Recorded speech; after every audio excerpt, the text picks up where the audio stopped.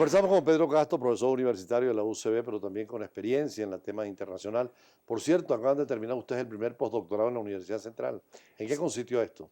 Sí, terminó en finales del año pasado el primer programa de postdoctorado de la Facultad de Ciencias Económicas y Sociales de la UCB, que tuvo la característica de ser el primer grupo de postdoctores cuyos títulos está firmado por el rector y por el secretario, la doctora Cecilia García Rocha y el secretario Amalio ¿De quién Bermonte. fue la iniciativa para esto?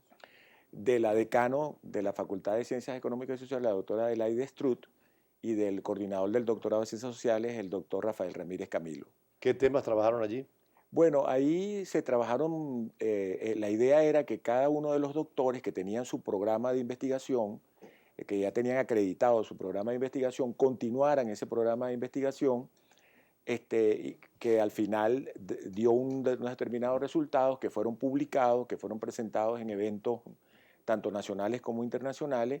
Entonces eso dio un espectro amplio de los diferentes programas de investigación de ¿Qué la. interés hay por el postdoctorado en otros países?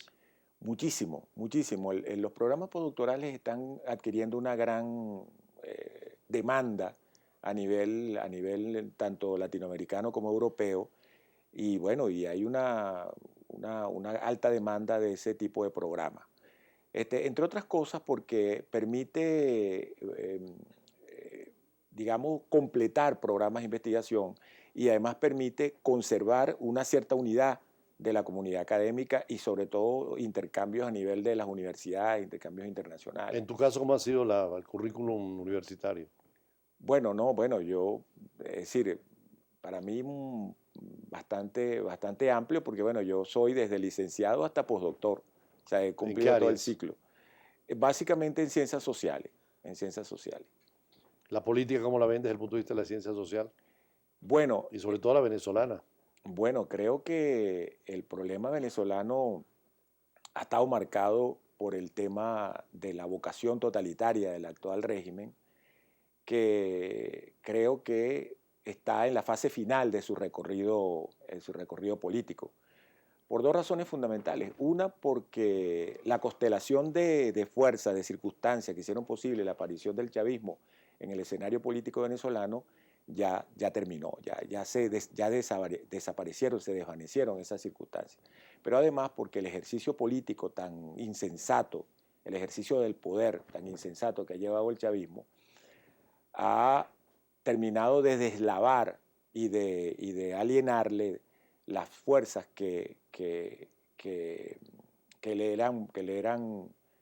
colaboraban con ellos. Por ejemplo, hoy el chavismo tiene un panorama internacional sumamente adverso. O sea, es decir, la Unión Europea, la OEA, los Estados Unidos, es decir, países muy importantes, América Latina, están a punto de expulsarlos del Mercosur, de expulsar el país del Mercosur, pero todos sabemos que es por la circunstancia política, no tanto por el país del Mercosur. Perdieron la mayoría también en UNASUR, en el Parlasur.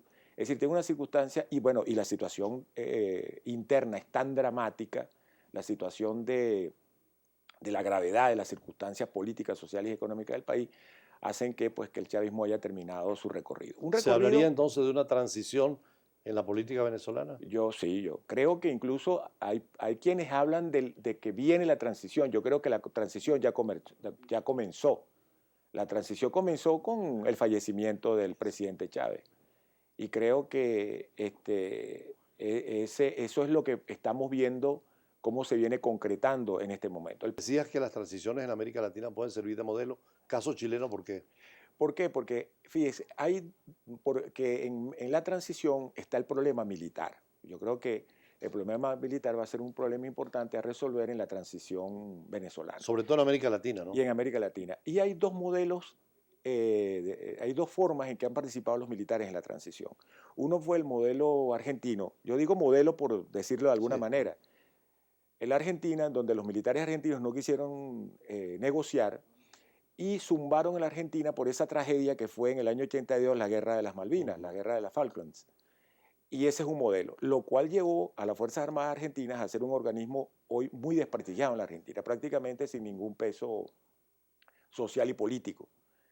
y el otro es el chileno. Los chilenos, el modelo que usaron las Fuerzas Armadas chilenas fue la negociación. Y lo vimos cuando se dio el referendo por el no, y donde las Fuerzas Armadas le dijeron al general Pinochet, se perdieron las elecciones, perdió el referéndum, vamos al proceso de la transición. Y los partidos de la convergencia armaron todo ese gran acuerdo político que ha llevado a Chile a una paz y a un progreso y a un desarrollo extraordinario.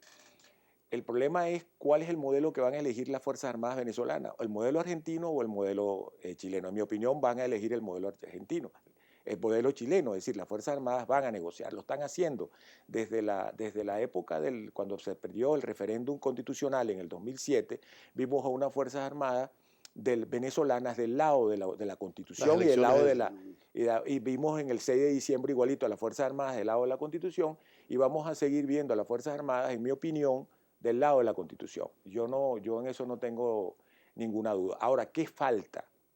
Aquí falta, para que se termine de concretar la transición y se dé de baja al régimen castrochavista, que se produzca un acuerdo de las fuerzas políticas que debe incluir al chavismo, en donde se dibuje la Venezuela el postchavismo. Es decir, ese acuerdo debe contener, debe tratar asuntos que, en mi opinión, son de la más alta relevancia. En primer lugar, ¿qué pasa con la reelección?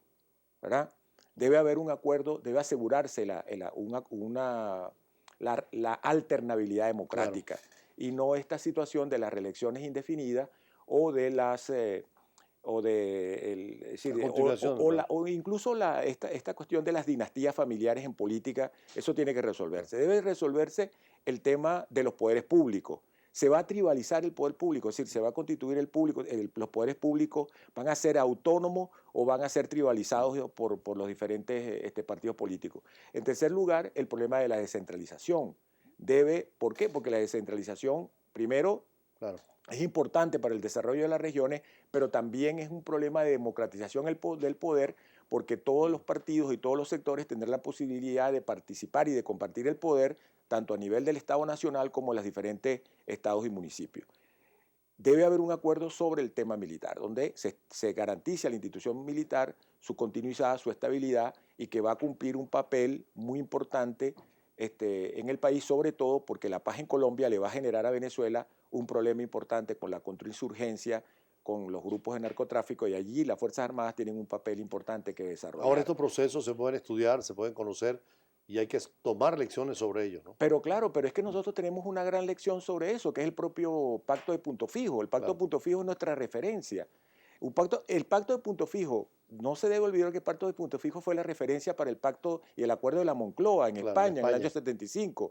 Es decir, nosotros no necesitamos lecciones de otros, sino que tenemos lecciones históricas propias, y además, es decir, lecciones que hemos importado, como el caso exportado, como es el caso de España, que sirvieron de referencia. Es decir, nuestra propia experiencia histórica nos indica lo que debemos hacer. Gracias a Pedro Castro, profesor universitario de la UCB. Hace poco nos decía la embajadora de Sudáfrica también la importancia de lo que fue la transición en Sudáfrica hacia una democracia después del apartheid y todo lo que significó el predominio de los blancos. Venezuela pues tiene que aprender de todos estos procesos, y por eso hoy, tanto con el doctor Alvarenga como con Pedro Castro, conversamos sobre este tema, que lo traeremos siempre porque hay lecciones que aprender y vamos siempre hacia mayor democracia, mayores derechos humanos y el compromiso no solamente nacional, sino internacional. Mañana siempre estaremos con ustedes, sobre todo el lunes vamos a venir con nuevos temas, particularmente con un análisis en profundidad de las elecciones en los Estados Unidos después de los últimos acontecimientos. Y aquí en Globovisión pues nos vemos todos y seguiremos viéndonos siempre con el choque de las imágenes, la fuerza de las palabras y nuestros análisis en profundidad.